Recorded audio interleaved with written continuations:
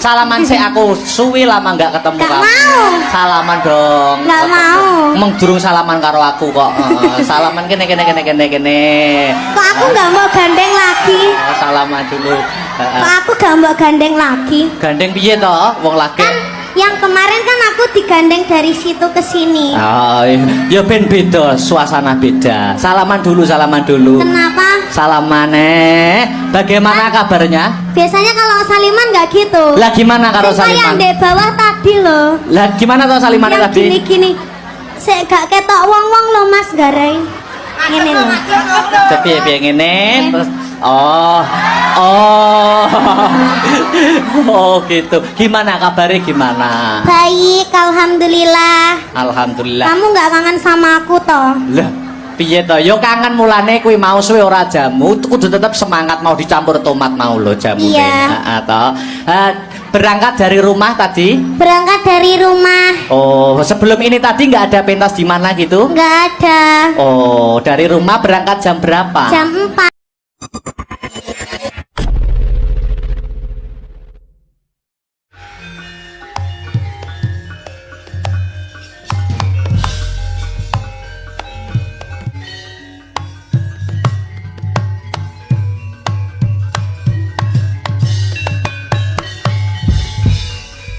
Lenging triya mangu-mangu mangungkum kanduan riman lirleno tanpa kanin mengku sang Dyahutama ing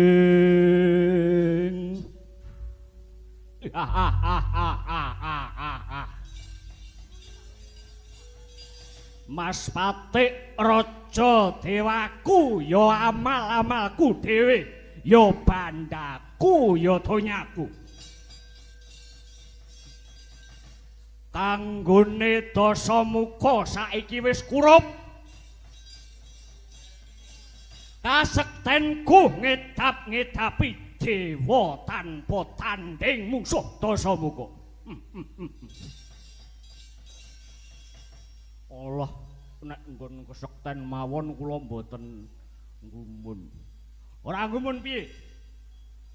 Nek mung nggon kasekten kula ora nggumun. Sepira ta gedhening pangkat, sepira ta gedhening bondo lan kepinteran yen batine di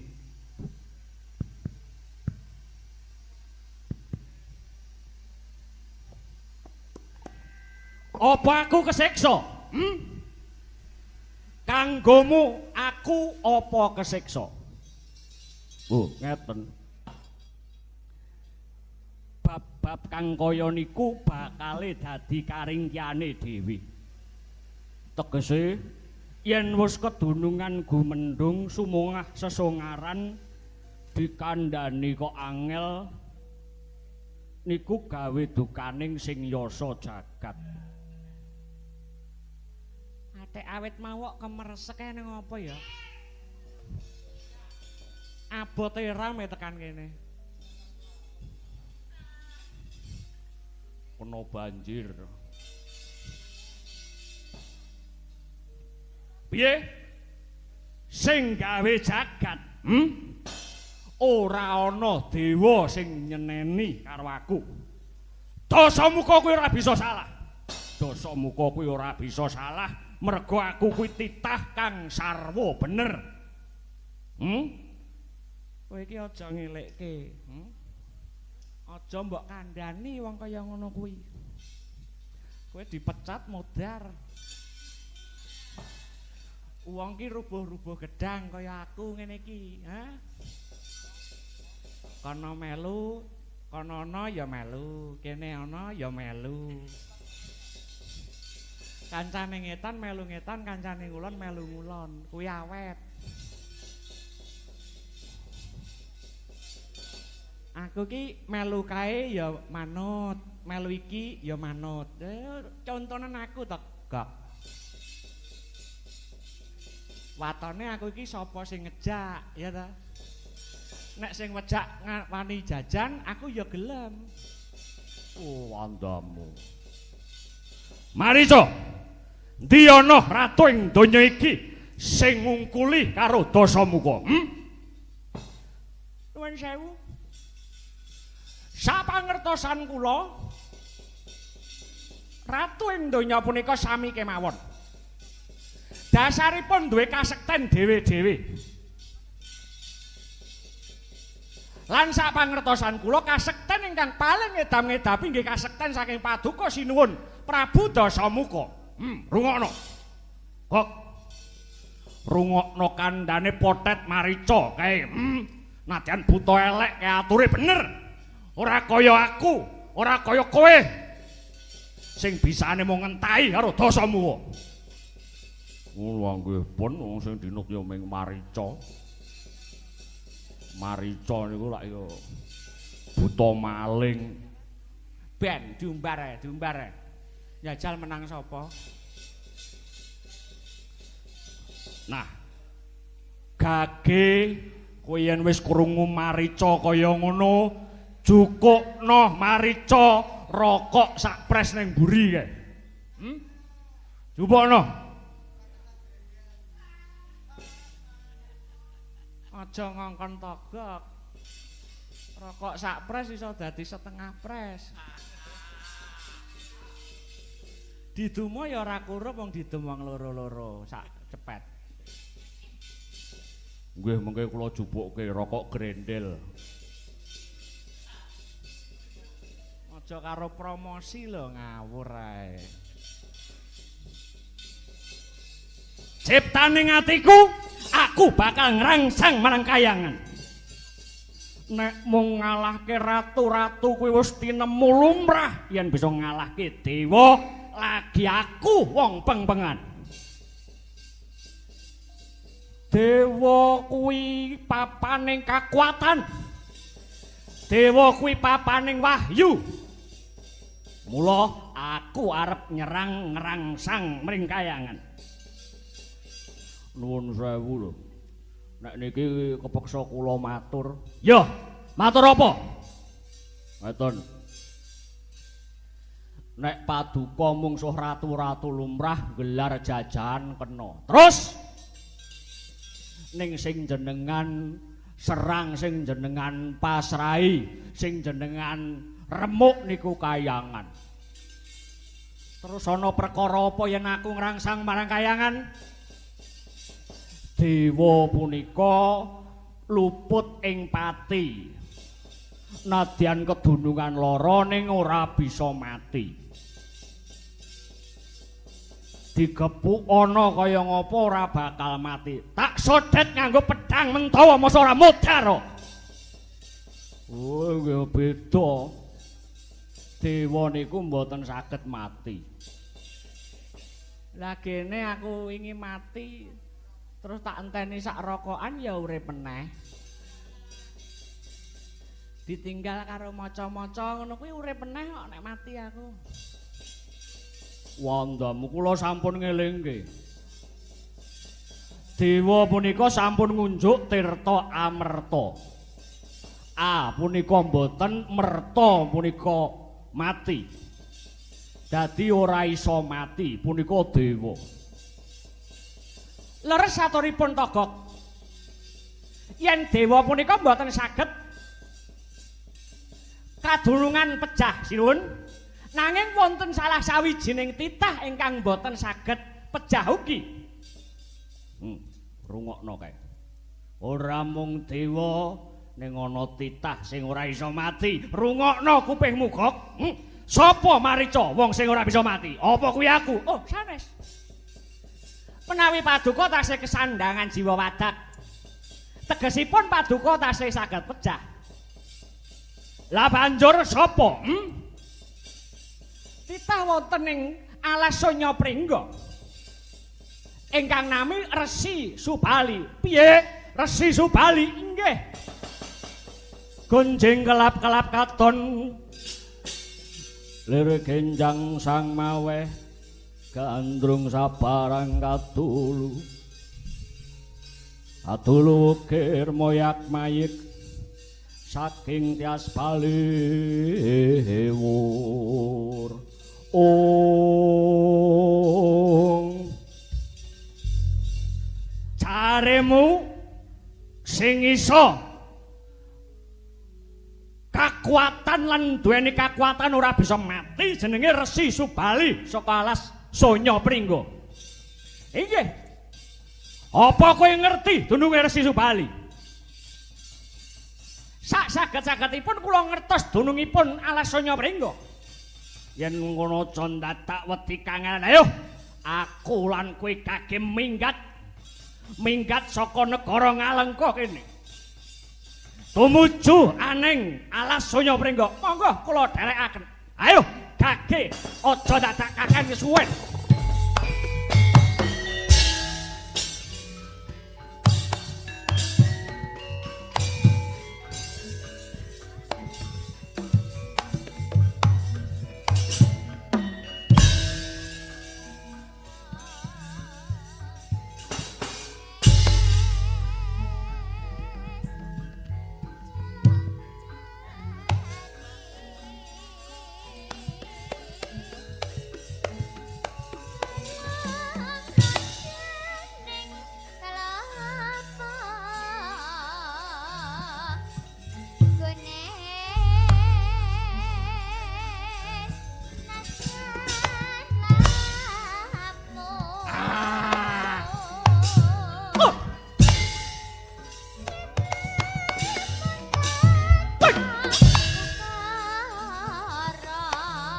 Monggo won. Wah.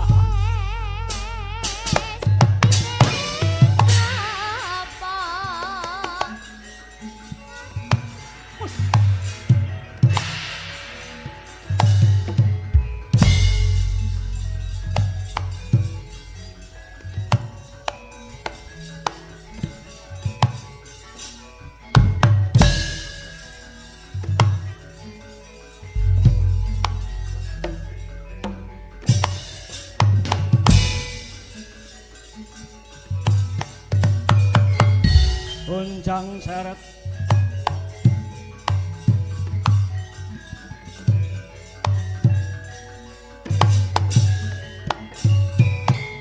iku sanyatane gonjang seret winangun mung germona uri rene pamuni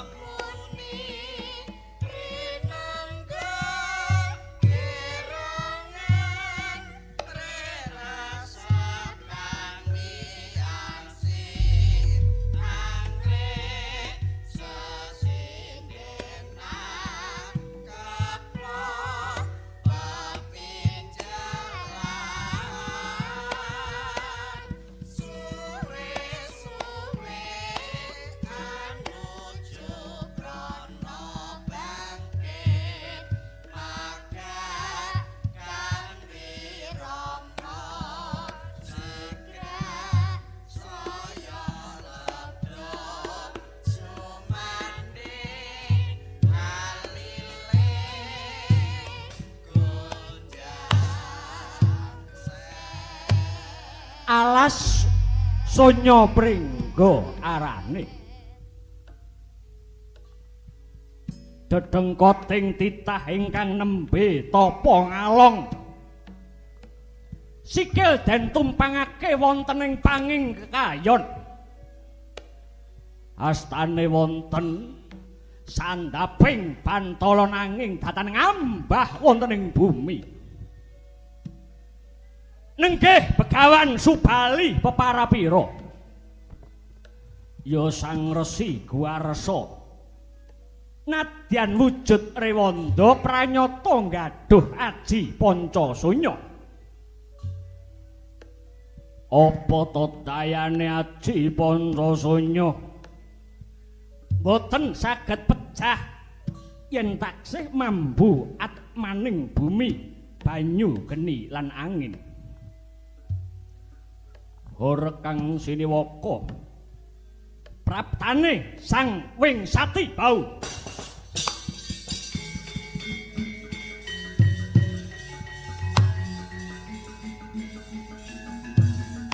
Wah.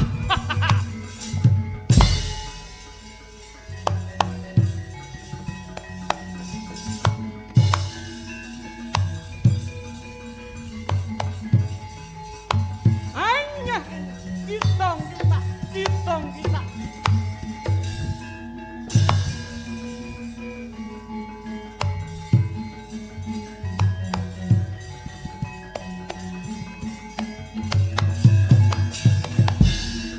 Tandya Sang Subali wis nyorebut mukti ngaranira ing traga warna denira campu ing bola bali bola jenenge Marica. Kowe iki apa ora ngerti to? Kowe iki ning mburiku iki nyepakke apa-apa? Dudu aku kok kleru piye? Jaremu ya to. Wujude resi lah kok malah walat alah ya. Rewondo kethek sing glantungan ning wit.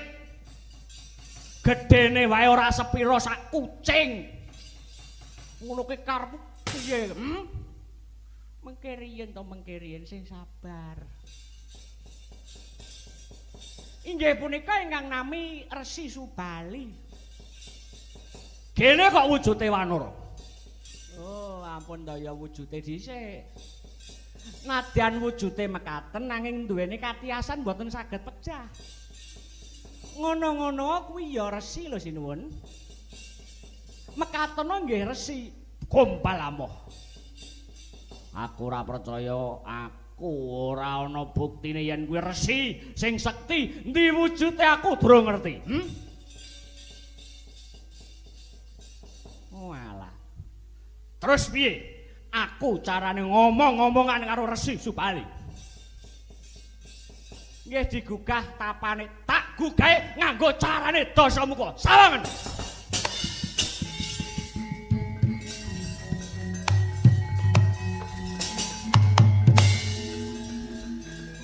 Biabet wit-witan ceblok kowe.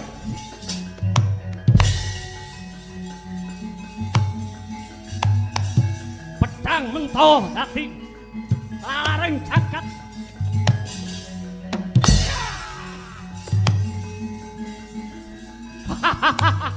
Ambruk kowe. Oh.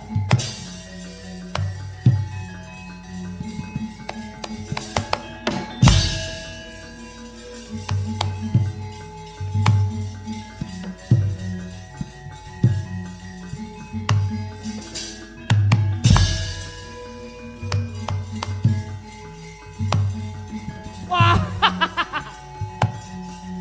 Hey.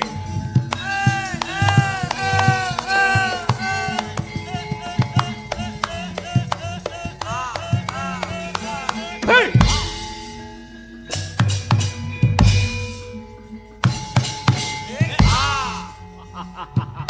Ora usah. Gancuk.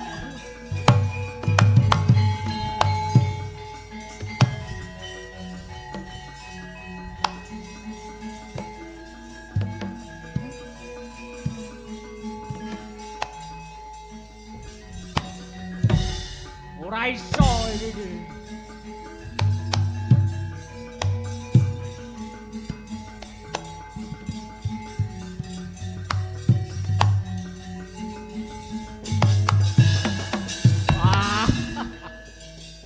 Tak bacok wite ambruk kowe tiba aning bumi. Kethek monyet dienyet-enyet apa kowe sing jenenge Resi Subali? Engko sik to. Iki mau kepriye nalare nganti wit sing tak nggo tapa ngalong nganti kok rubuhke kok tegor iki karepmu piye? Kowe kuwi sapa Kisanak? Wah. Wis kondang kaloka ing jagat tok lagi takon kowe. Narendra ngalengka ya alengka pura. Jenengku Prabu Dasamuka Rahwana Wingsati Bau. Ya Dasawadana aku wonge. Iya. Sing sabar alon-alon aku ora ngejak perdondi. Alon-alon mawon, lakon iki lakon kesel. Aja rame ngarep ngene iki. Meneng cangkemmu. Kowe Resi Subali bener apa ora? Ya apa ora? Iya, aku Resi Subali. Gene keneng apa kok kowe nganti nggugah marang anggonku tapa? Ngene. Iki Alasonya Pringgo Kebawah negara Ngalengka. Gene kok kowe tapa ning kono aku ora sudi ndelok kethek sing tapa ngalong wangoe adat kaya diapuran. Alasonya Pringgo iki dudu Kebawah Ngalengka. Alasonya Pringgo kene Kebawah Pertapan Agrastina. Yen kowe ngarani Alasonya Pringgo kene Kebawah Ngalengka, tegese kowe kleru Dasamuka. Kowe wani nglerokke aku, kowe sepet nyawamu kowe. Nyawamu wis muntup-muntup aning bun-bunan. Kene kudu Kebawah Ngalengka. Pokoke yen Dasamuka nek lemah nganggur, sawah nganggur, kuwi duweke Dasamuka. Kok nganti kaya ngono sik. Sing sabar aku iki pendhita karepmu, ulama karepmu, tabib karepmu, ya Dasamuka musuh sapa wae cekel. Iki ngetutne wong nekat tenan iki. Asli nekat. Iki Sinuwun Ratu Gustiku. Kowe kenalan karo aku apa ora? Kowe sapa? Aku Marica Cahya Wicaksana ya aku iki. Pira dapurane? Durung ngerti aku ya wis ngene iki. Aku wujudku sing asli ya ngene iki. Wah. Piye? Kowe minggat apa ora? Yen ora gelem minggat, kowe tak dadekke perkara dina iki ngusik. Aku ora duwe perkara karo Dasamuka. Kowe ora duwe perkara karo aku ning aku kudu duwe perkara karo kowe. Oh, nekat neh. Ya omongan apa niku? Kowe ora meneng tak babit pedang dasmu. Piye? Ya, kowe nantang karo Subali. Aku Resi Subali Wanara Bali ya aku iki. Aku tapa ning kene kanggo sisaning umurku supaya pigunuh tumrap jagat iki. Ora peduli. Kowe arep tapa, kowe arep apa-apa sak karepmu. Sing baku minggat apa ora? Njajal kaprawiranku kowe. Dasamuka. Wah. Pikiran kanthi mateng dhisik. Kowe mungsuh aku, aja-ajane yen kowe menang mergo aku. Kuwi wis nggaduh saking ilmu. Resi Subali ora bakal wedi karo sapa wae. Kagiat risang kapirangu. Rangkul kenempit-kempit dosangari pawana. Ya si tukang walang hati ing kowe mung dajat nunyo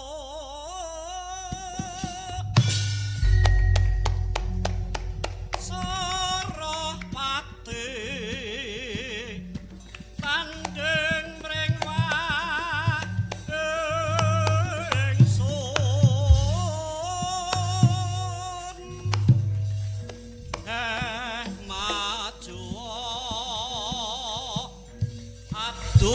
kaprawiran nyakti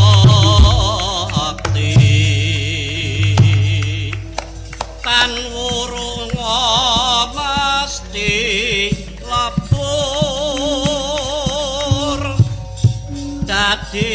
bangkit tanpa guna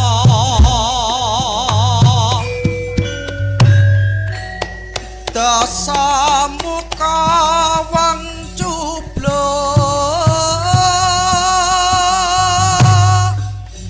aja tinggal aja waton Wah, ketheke iso nembang. Ketumplaan aji jaya guna sakti. Wah, Janji leno mesti ajur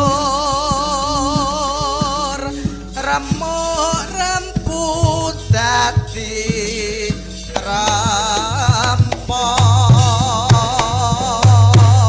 rampon.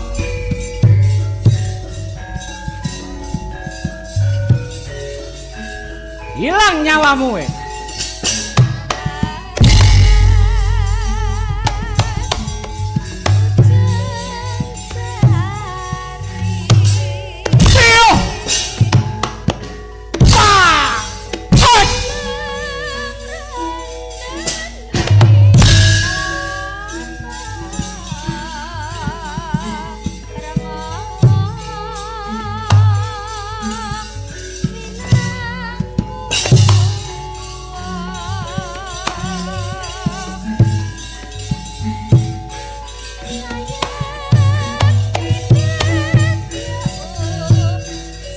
Marganing patimu we. Hut.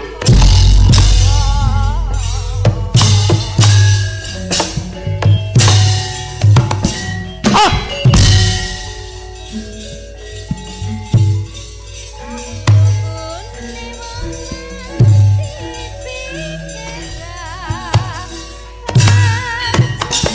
Hut.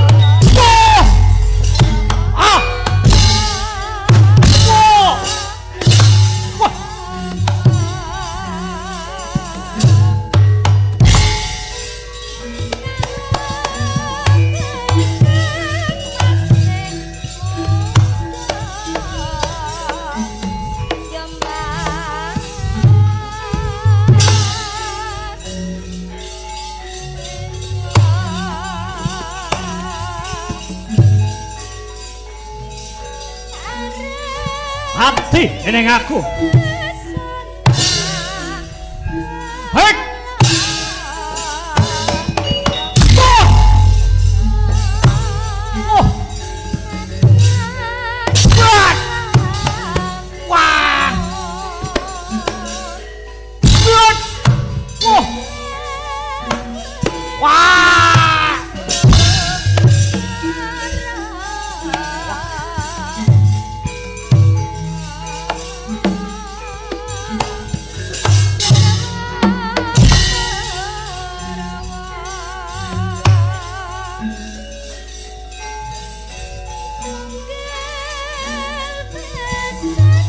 Hut, kalau kamu, hut.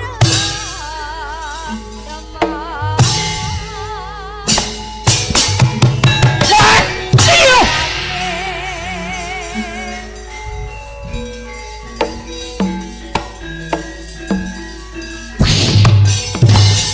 Hut, wah, coba Melayu.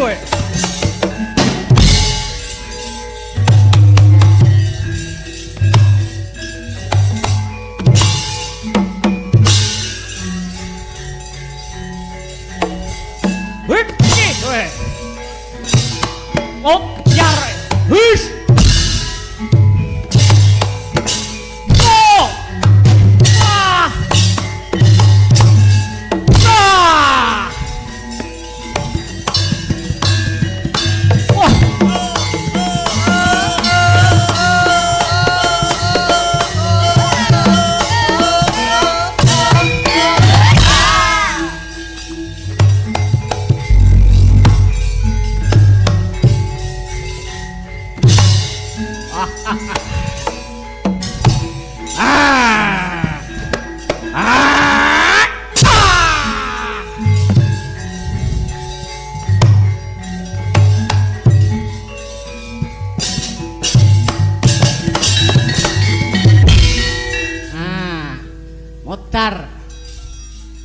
Jarimu ora iso mati. Tak cokot mudhar sirahe Potho. Mung sak kethek kok pamerke karo aku. Mengke riyen. Durung sepira. Dinteni sak rokok-rokokan meneh, mengke lak urip meneh. Dinteni karo maca-maca engko lak urip meneh. Mongso pulih ndi, cacal ndi kesektenmu, Subali. Wow.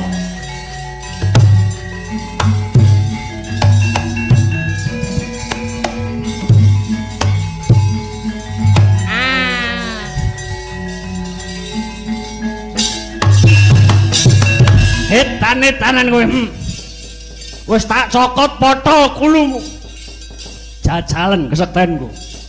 Mati dening aku.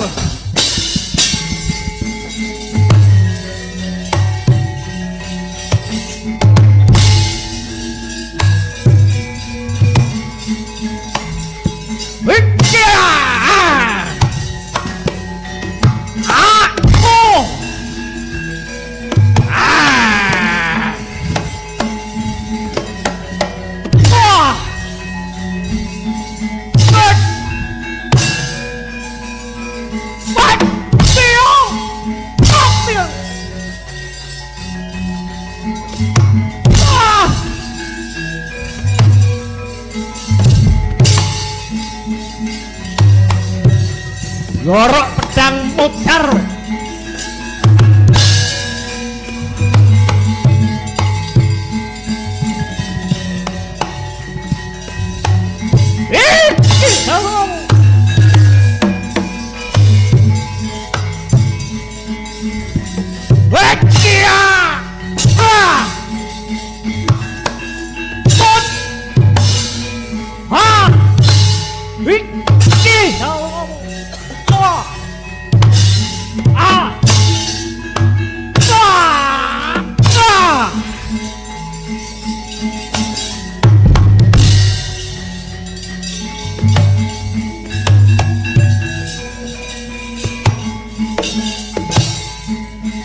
Orok.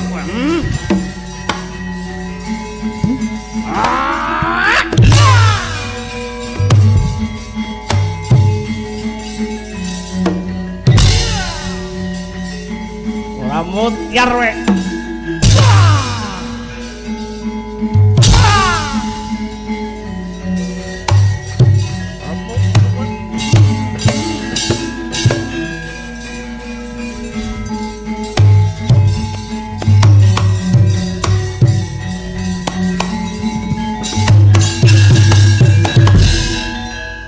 Tugel gulune. Tak remuk bubur dadi bubur. Mudhar si Subali. Wah, pancen nek musuh kenekan ya mudhar. Ndi, tangi yo kowe Subali.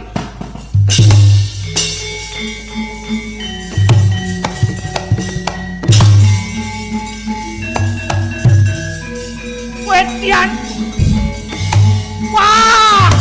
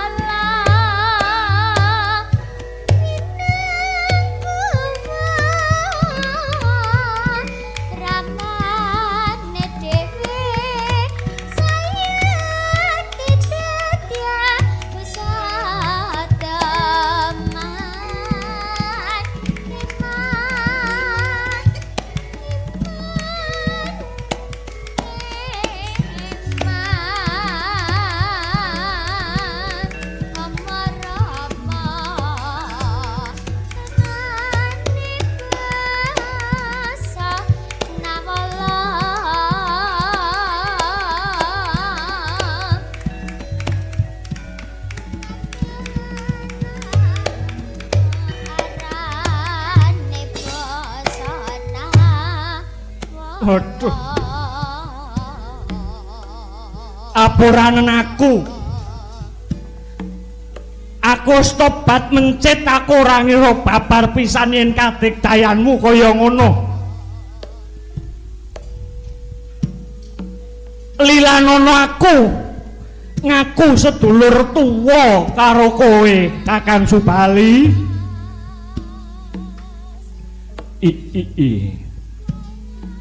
Lah kok penak temen, kok gampang temen anggonmu njaluk sepuro.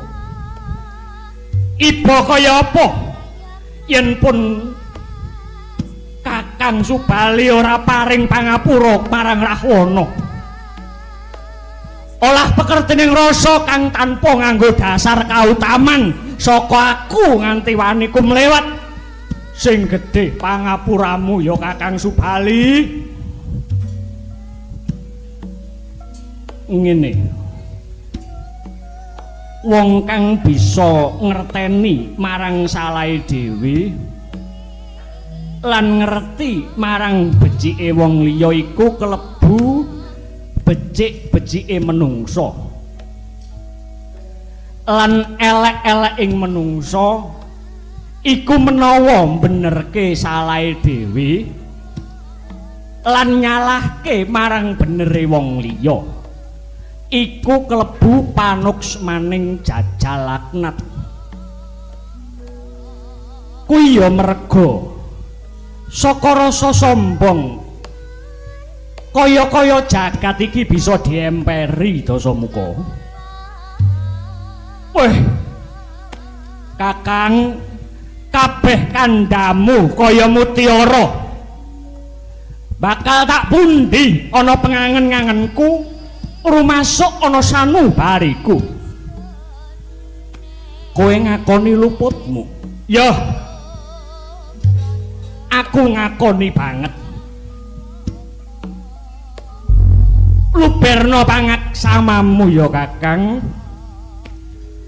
Lilanono Dasamuka iki manjing dadi cantrikmu Kakang Subali. Manggancur lakuning angin Huntara kraning arga kuruh gurnita kagiri-giri Orek bumi lir prakempito ing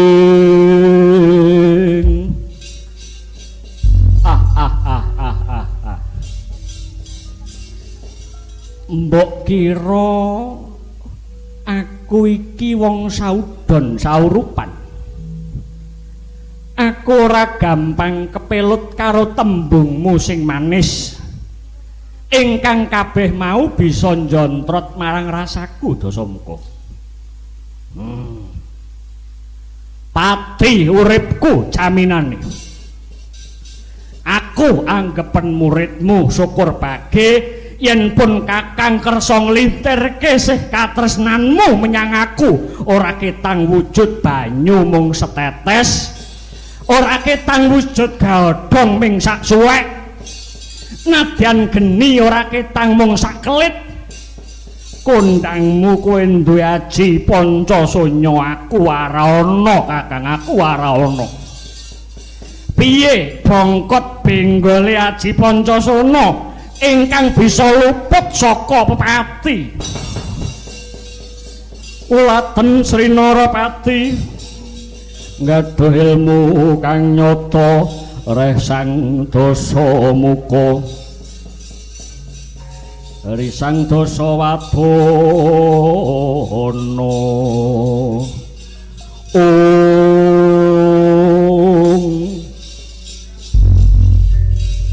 aji-aji iki banget bebayani. Iya yen kowe njaluk ning aku kok isih kuwatir to Dasamuka. Aja kaya mengkono to Kakang, yen perlu kowe tak boyong dadi pujangga negara Ngalengka. Utawa ngene wae, saiki detik iki menit iki uga pati uripku cekelen. Aku ora ana Pancasanya Kakang.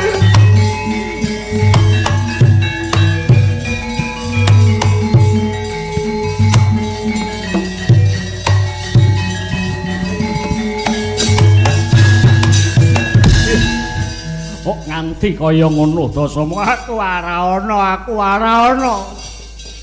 Aku ora ana Pancasunya, Kakang. Ya yen mengkono.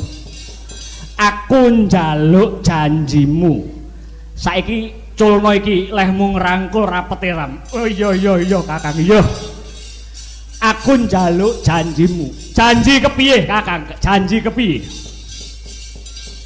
Ilang ana watek angkara murkamu yen wis nampa aji-aji iki. Yo. Aku sumpah sineksenan wengi, lintang lan rembulan.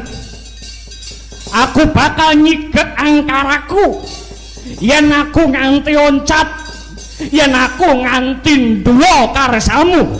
Muga Gusti mbanjut nyawaku, batangku dirubung laler gupajet.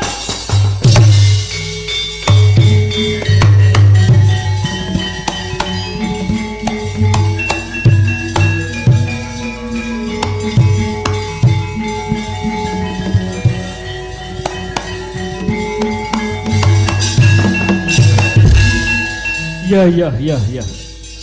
Mandi-mandine gunemane wong kuwi yen ora saka awake dhewe. Lamun mengkono Kakang ora kabotan. Dina iki tak wejang ngaji Pancasunya bumi. Gawenen memayu ayuning jagat.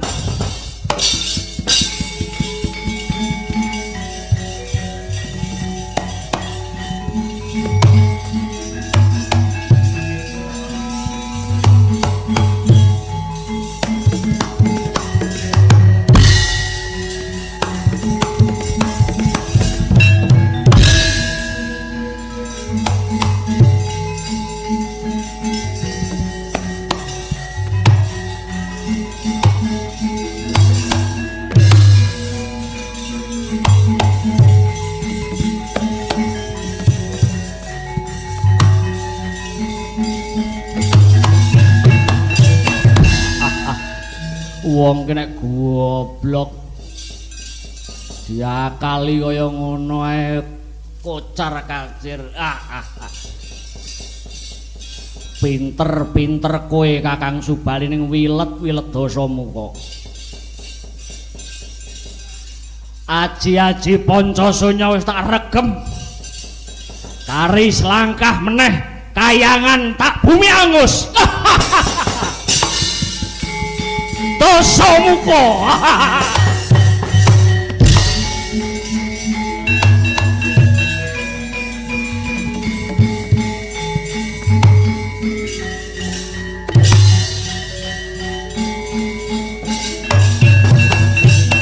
Wauta kaya mangkon.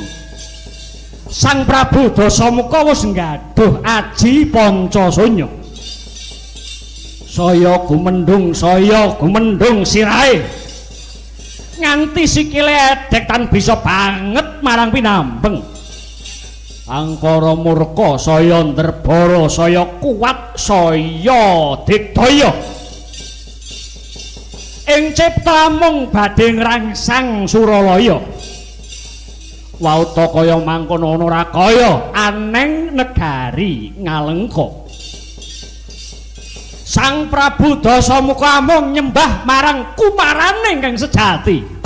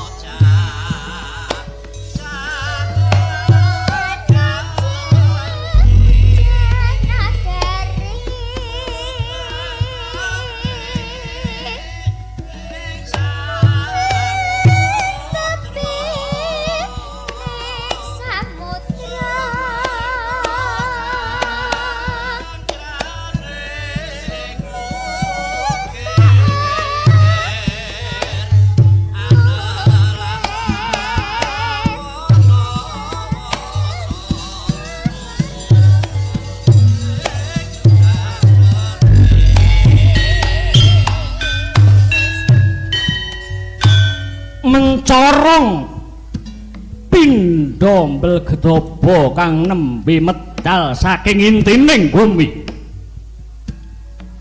Ngalengka diraja ya ngalengka pura ya bisa mung sinebat alengka.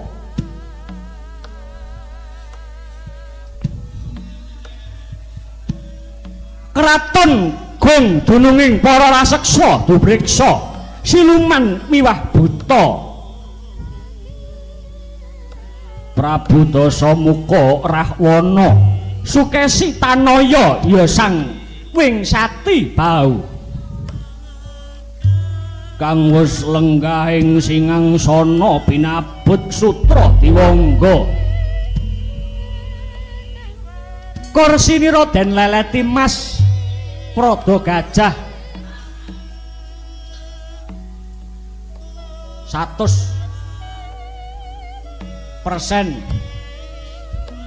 24 karat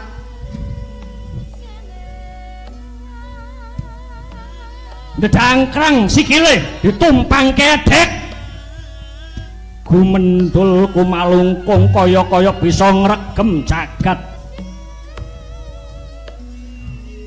Sang Dasawadana nyata digdaya sumbut kelawan polah tingkahe ingkang mungguing ayun ingkang rayi buta sak gunung anakan.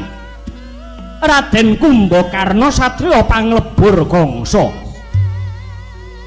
rayi ingkang saklajengipun ingkang ngajeng saking bumi Yanastana ingkang aran Dewi Sarpakenaka ya Dewi Surpanaka.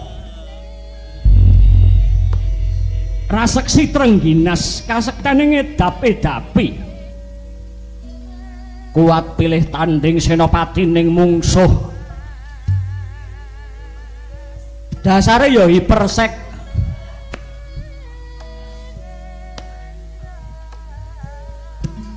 kukune dawa landhepe pitung penyukur nama kuku Pancanaka dadi piandelira ingkang sisih wingking manungsa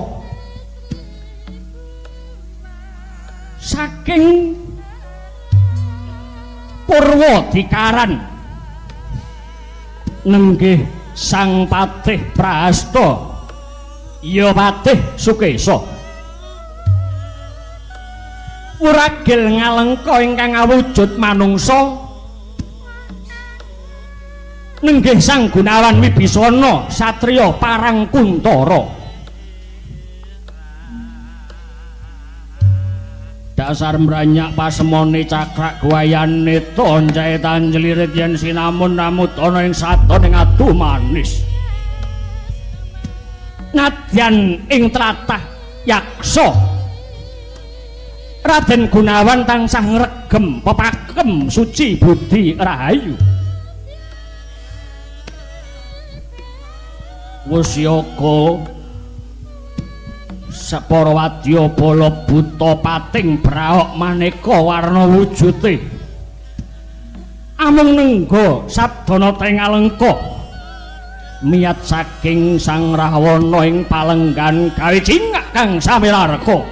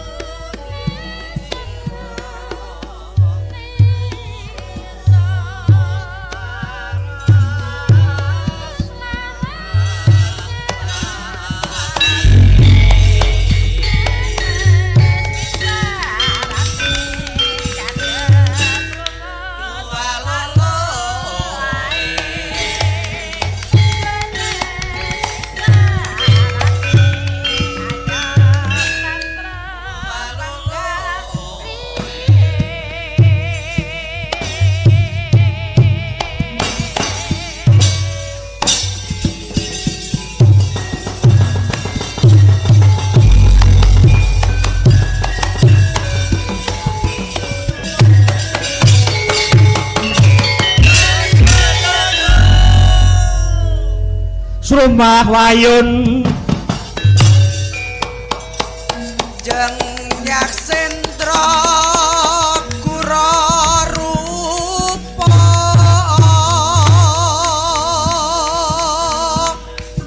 rumangsas kadi angin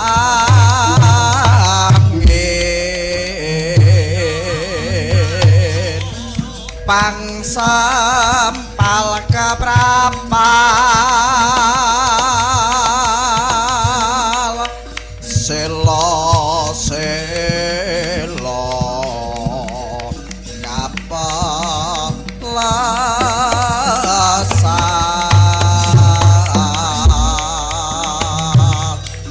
satu lumayu mangungsi kagiat kakudo kang jaga bumi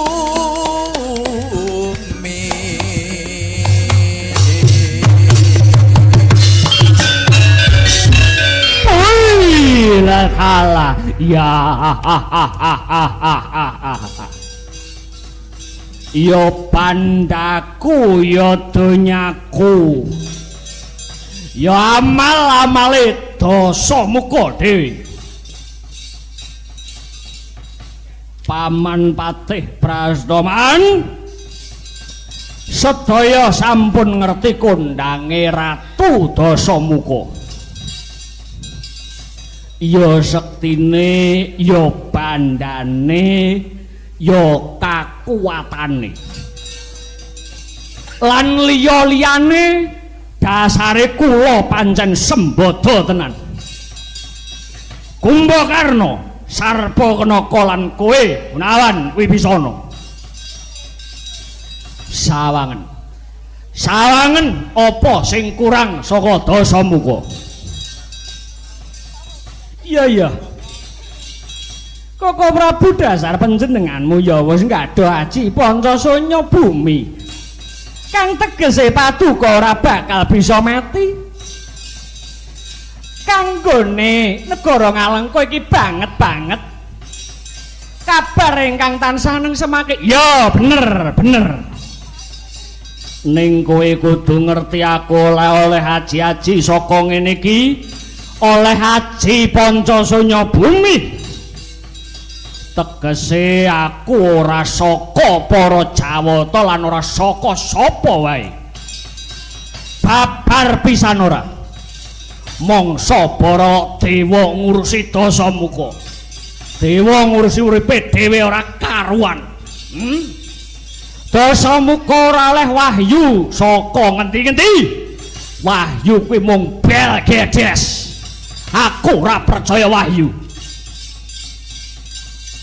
apa meneh percaya karo dewa aku babar pisan Dasamuka garane mung kapercayan saka awake dhewe ora tinuntun saka sapa-sapa ora ana wong ning mburiku kowe kudu mudeng Sarpakenaka iya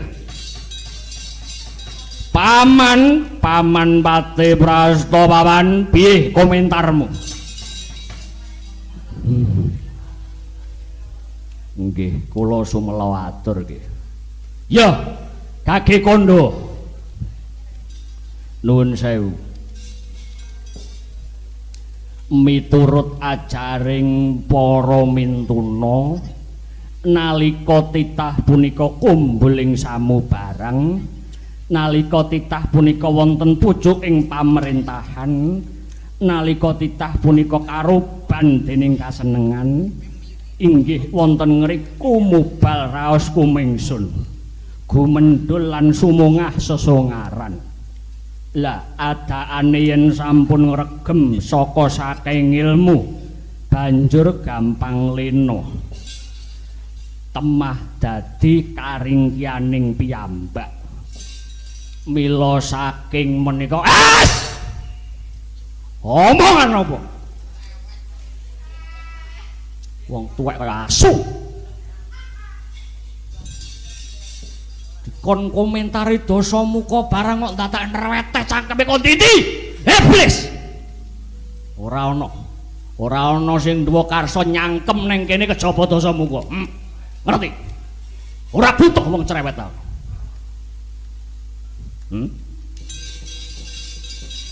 sampean nek duwe tembung apik mang simpen dhewe.